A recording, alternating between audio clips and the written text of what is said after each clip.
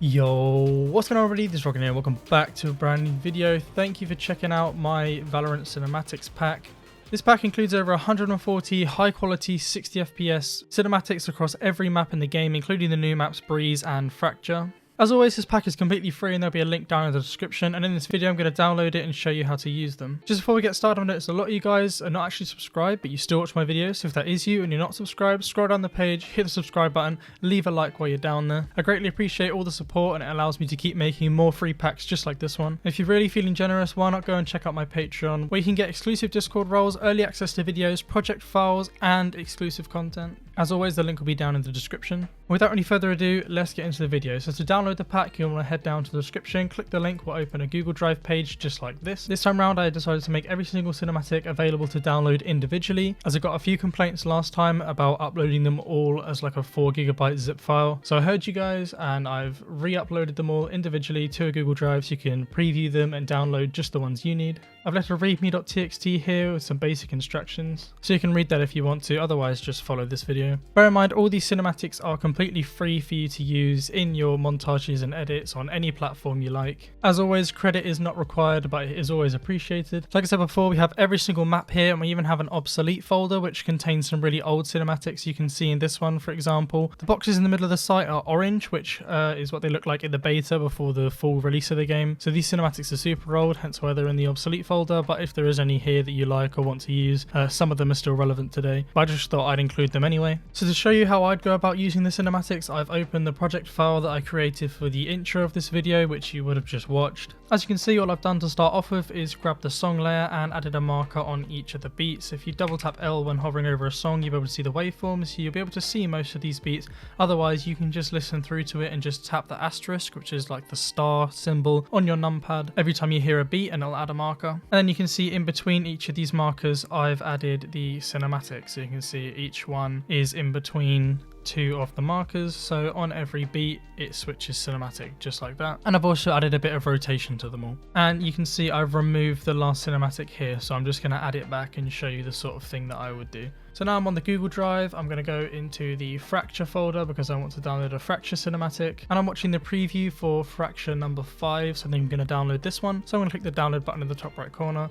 See, it's going to scan for viruses, and now you can see it's downloaded. Alternatively, you can just right click on it and hit download here. And now on my second monitor, I have my downloads folder open, and I'm just going to drag and drop my cinematic into the project bin. Alternatively, you can come up to file and import it just like that. And now what I'm going to do is drag it onto my timeline. So I'm going to drag it just above my previous cinematic just like that. And I'm going to line up with the marker. So I'm going to zoom in a bit, put my playhead on the marker, and then I'm going to drag the cinematic to start in line with the playhead. If the cinematic isn't on the playhead and you don't want to drag it in After Effects, you can just press the open square bracket and it's going to snap it to the playhead. So I'm going to do that. And then I'm going to come to the last marker, and then I'm going to right click on my cinematic, go to time, and then click on enable time remapping. Alternatively, you can press Ctrl Alt and T, and then you'll see it will add this little keyframe down here. This diamond shape is a keyframe. If I zoom out a bit and pan across, you'll see it's also added one at the other end. So I'm going to drag my playhead onto this other marker just like that. You can see I'm on the marker there, and then I'm going to click and drag this last keyframe and hold shift, and it will snap onto my playhead. You see it snaps there. If you don't hold shift, you can drag it around freely. If you hold shift, it will snap. So you know it's in exactly the right place. Then I'm going to press Alt and close square bracket, and it's going to trim the end of my clip off. And now if I zoom in, you can see I've got these two keyframes here which dictate the start and the end of my cinematic. So it's basically squished that entire long video down into this little section to fit between these two markers.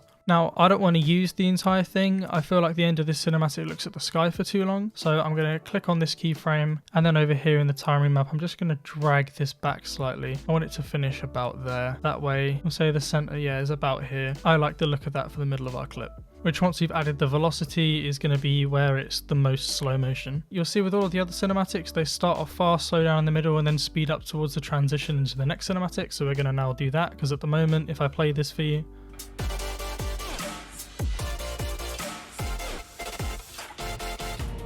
you can see there's no velocity to it whatsoever. It's just linear. It's the same speed the whole way through. So in order to do that, I'm just going to select the 2 keyframes, press F9 on my keyboard, and then go into the graph editor, right click and make sure you're on the value graph and not the speed graph. Make sure you're in the value graph. I'm going to zoom in a little bit, select the first keyframe and drag this little yellow dot all the way up to the top. And then I'm going to drag this other one down so it lines up on the bottom line. Now this graph will dictate the speed of the clip. So you can see it starts off really fast, slows down towards the middle. So the flatter the line is, the slower the clip's going to be. So you can see it's completely flat here. So it's almost going to be at a standstill. Now we want to avoid that for the most part because we'll start to drop frames, because if we slow it down too much, there's not going to be enough frames there and it's just going to look laggy. So in order to fix that, we can just bring our lines slightly down and even move them across slightly if we want to. So we'll drag it down and across a little bit, and then you'll see it maintains a relatively flat line, but it never gets completely flat. So we shouldn't drop too many frames there. These cinematics are 60 FPS, so as long as you don't drop by more than half, then it should be relatively smooth. We will check it though. I have a feeling then we might drop a few frames here and there, but we can sort that out if we do. So let's quickly preview that.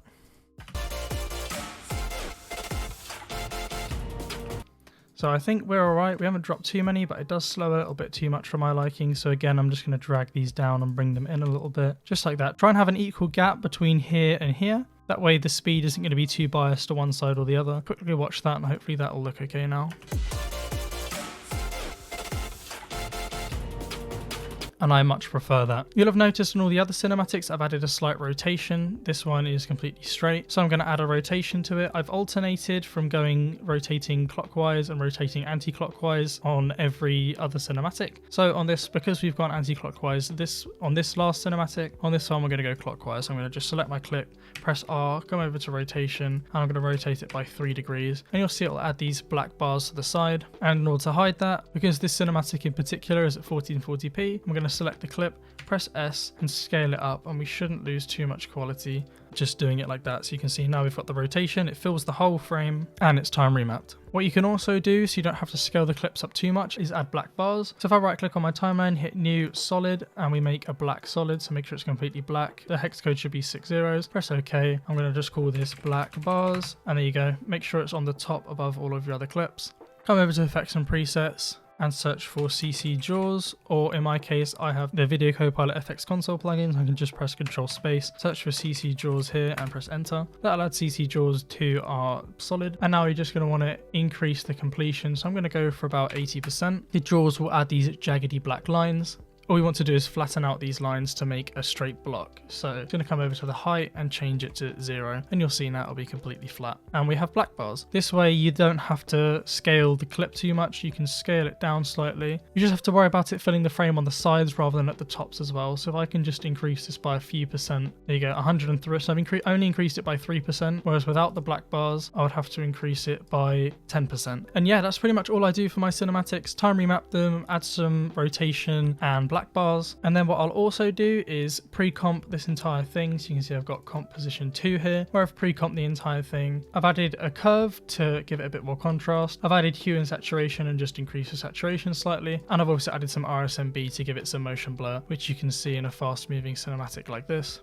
And that's pretty much all I do for my cinematics. If you guys did enjoy this video or found it helpful, make sure you drop a like on it and subscribe if you haven't already. Leave a comment, let me know any other tutorials you want to see. Check out my Patreon, follow me on all my other social media. Other than that, thanks for watching the video, and I'll catch you in the next one.